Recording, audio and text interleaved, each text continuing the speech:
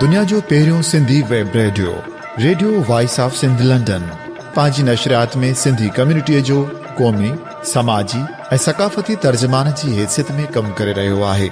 मुख़्तलिफ़ प्रोग्राम ऐं लोक मौसीक़ी वसीले दुनिया जे सिंधनि खे हिकु लड़ीअ में पोइण जी कोशिश करे रहियो आहे।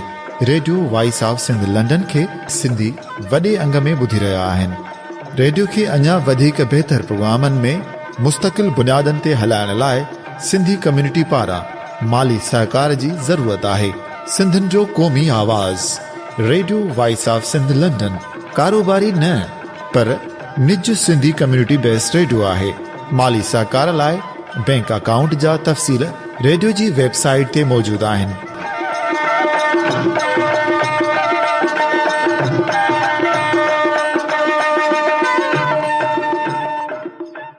Radio voice of Sindh London जे प्रोग्राम ख़बरुनि जी दुनिया में अॼु अहम चूंड कालम तहरीर कयो आहे मोहम्मद अली शाह। उनवान आहे असी माण्हू दरिया जे पछाड़ जा।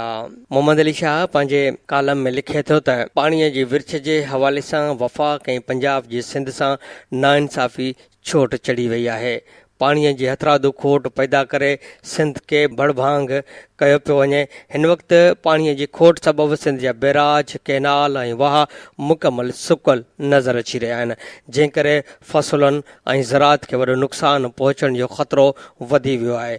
हूअं त समूरी सिंध करबला बणियल आहे, पर सिंध जी पूछड़ी ऐं डेल्टा वारो इलाइक़ो उन्हनि नुक़साननि खे तमामु घणो भोॻे रहियो आहे ऐं डेल्टा जा माण्हू पाणीअ जे फुड़े लाइ तरसी रहिया आहिनि।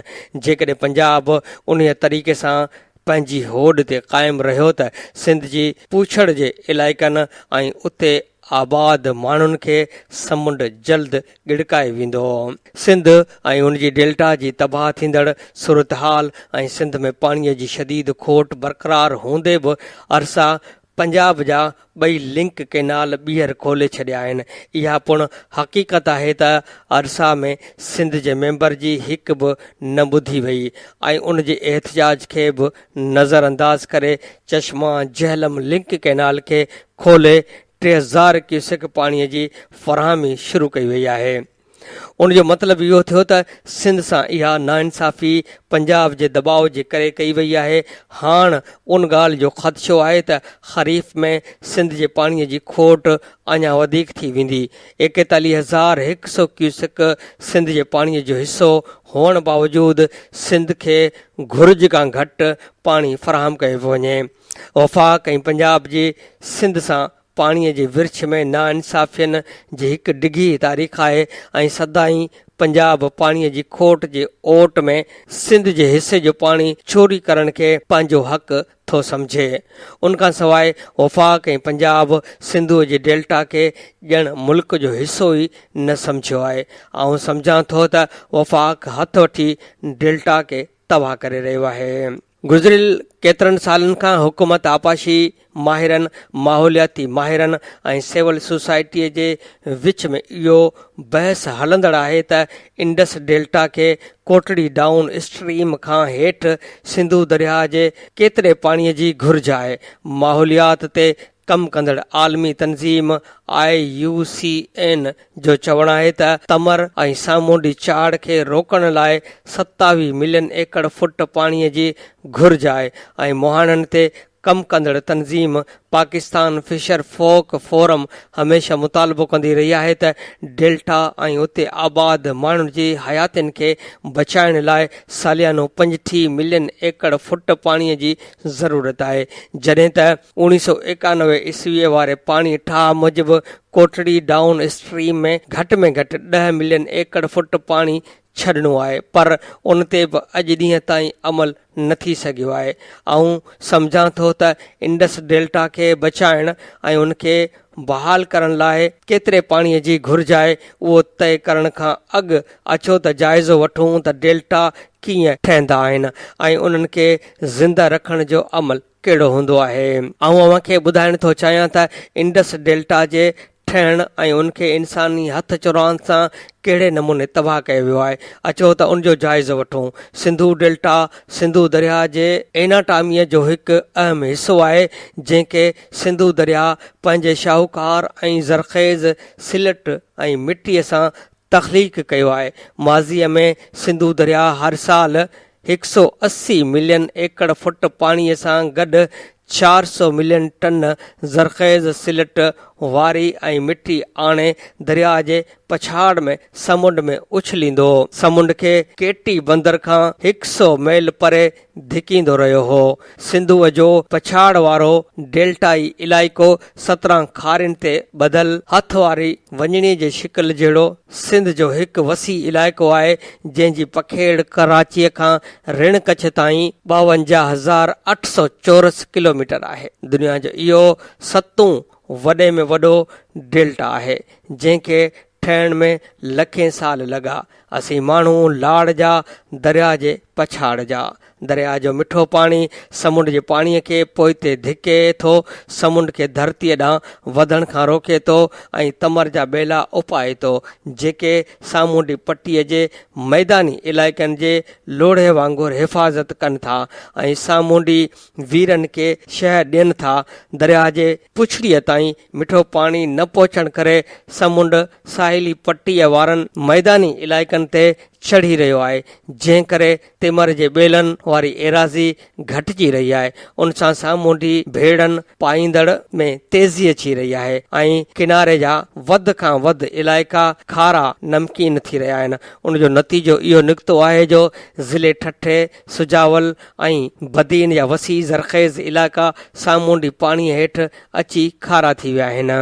इहो तारीख़ी सच आहे त सिंधु दरिया जे पछाड़ में इंडस डेल्टा वारे इलाइक़े जो माहौलियाती निज़ाम 1947 ईस्वीअ खां घणो अॻु उन वक़्तु तबाह थियणु शुरू थियो हो, जॾहिं खां सिंधुअ जे पाणीअ खे ज़रात लाइ इस्तेमालु करण वारनि वॾनि मनसूबनि जी रिथाबंदी शुरू कई वई हुई। 1890 ईस्वीअ वारनि सालनि दौरान बरतानवी दौर में पंजाब जो आपाशी निज़ाम जुड़ण लॻो, जंहिंखां पोइ 1932 में सखर बिराच तइमीर कयो वियो। 1955 में कोटड़ीअ बिराच अॾियो वियो ऐं 1962 में गुडू बैराज तइमीर कयो वियो। उनखां पोइ सिंधुअ जे दरियाई सरिश्ते ते 2 वॾा डेम मंगला 1967 ईस्वी में ऐं तरबेला 1974 में तइमीर कया विया। अॼु पूरे पाकिस्तान में सिंधु दरियाई सरिश्ते ते 19 बैराज, 43 केनाल ऐं 48 ॿिया पाणी खणंदड़ ज़रिया मौजूदु आहिनि। उन जे नतीजे में दुनिया जो वॾे में वॾो आबपाशी निज़ाम जोड़ियो वियो, जंहिंजा 1,50,000 वाह 61,000 किलोमीटर डिघा आहिनि, जिन ते 35 मिलियन 3.5 करोड़ एकड़ ज़मीन आबाद थिए थी।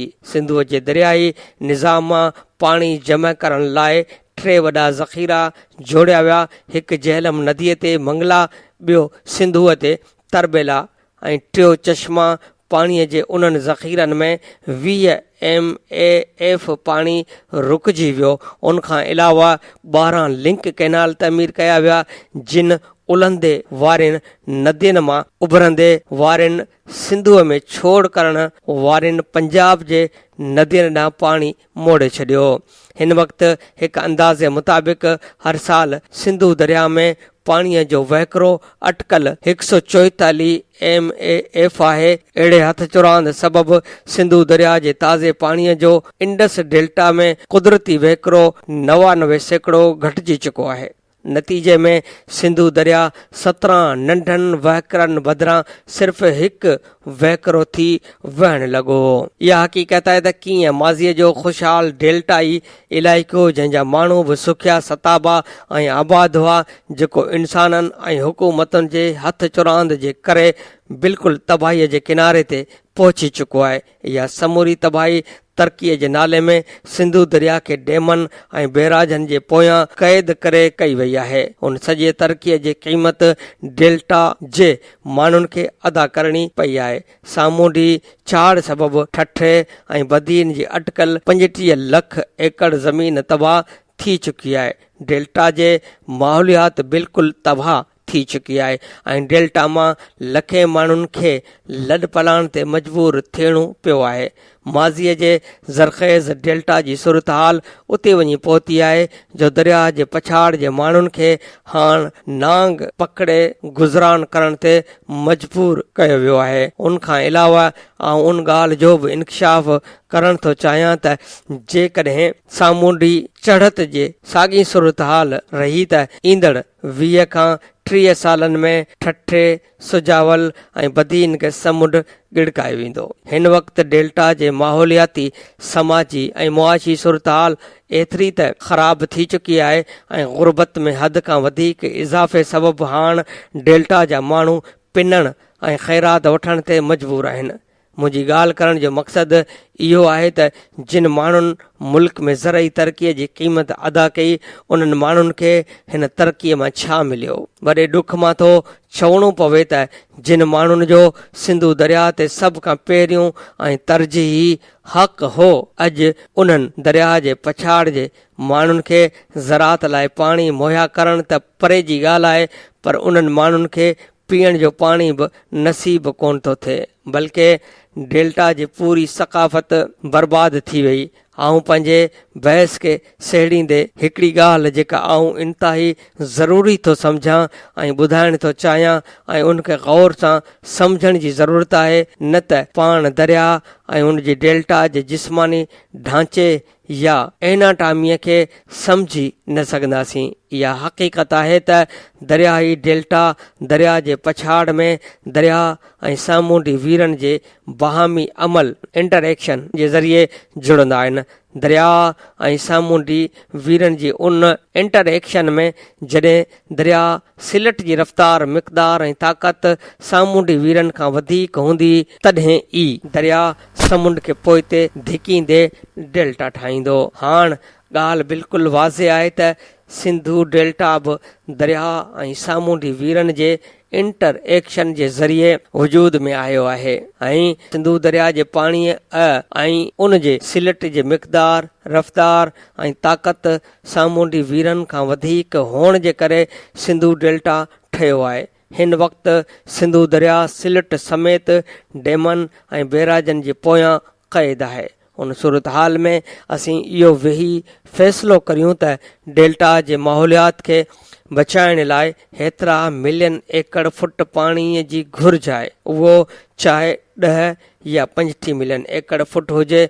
उन सां दरिया ऐं सामूंडी वीरनि जो फितरी इंटर एक्शन मुकमल थी कोन सघंदो, छो त दरिया ऐं सामूंडी वीरनि जी ताक़त रफ़्तार ऐं मिक़दार जे तवाज़न में बिगाड़ अची वेंदो, जंहिं जे नतीजे में सामूंडी वीरनि जी ताक़त ऐं रफ़्तार सिंधु दरिया खां वधीक थी वेंदी ऐं उन करे दरिया जो घटि मिक़दार वारो पाणी ऐं सिलट सामूंडी वीरनि में ग़ाइब थी वेंदो। उन करे हाणे इहो चवणु बंदि थियणु घुर्जे त दरिया जो पाणी समुंड में ज़ियान पियो थिए। Radio voice of Sindh London जे प्रोग्राम ख़बरुनि जी दुनिया में अवां जे समातुनि जे नज़र कयोसीं अॼु जो अहम ऐं चूंड कालम जेको तहरीर कयो हुयो मोहम्मद अली शाह। उनवान हुयो असीं माण्हू दरिया जे पछाड़ जा। प्रोग्राम ख़बरुनि जी दुनिया रोज़ानो सुबुह जो 7:30 वॻे, मंझंदि जो 12:30 ते ऐं शाम जो 7 वॻे नशर कयो वेंदो आहे। ॿुधण न विसारींदा। प्रोग्राम जे हवाले सां पंहिंजा कमेंट्स ऐं राया असांजी हिन ईमेल ते ॾींदा। ईमेल आहे info@radiovoiceofsindh.com। तव्हांजे रायनि ऐं कमेंट्स जो इंतज़ारु रहंदो। हाणे फाज़िल चना खे ॾींदा इजाज़त। अल्लाह निगहबान। अवां जी समातुनि ताईं radio voice of Sindh London